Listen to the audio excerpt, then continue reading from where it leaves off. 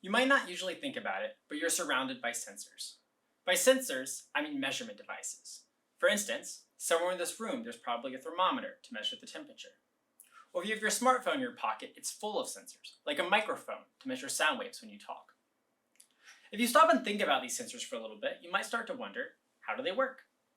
Now, I'm a physicist and a theoretical one at that. So when I think about this question, I don't really think about the details of how any particular sensor works. I think about something more fundamental.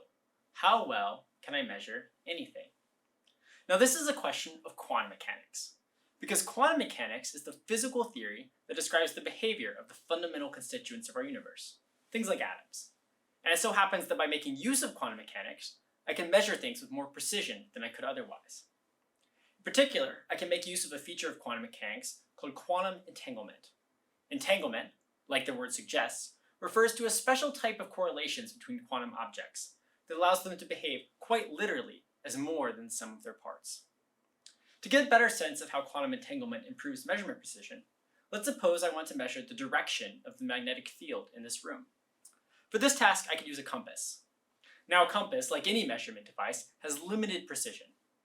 In this case, I'm limited by things like the number of markings on the compass, the thickness of the needle, etc. Now, even without entanglement, it would be helpful to have two compasses, because then I could average the results I get together and get a better sense of the direction of the magnetic field. But if I had quantum compasses, I could do even better.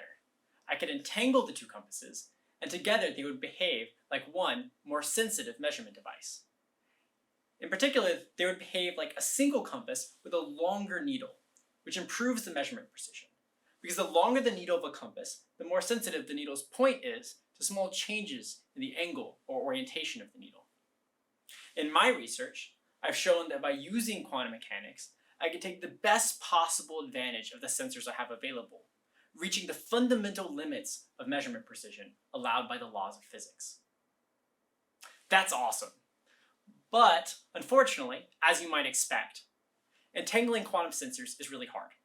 So I've developed protocols that use the smallest possible amount of entanglement while still reaching these fundamental limits of measurement precision.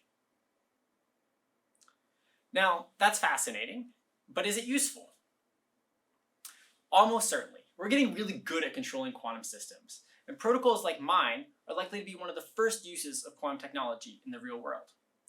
For instance, going back to the example of measuring magnetic fields, that can be useful for medical imaging. So who knows, before long, if you go to the hospital, you might see equipment making use of my protocols, and you would know it's operating to the fundamental limits of measurement precision allowed by the laws of physics.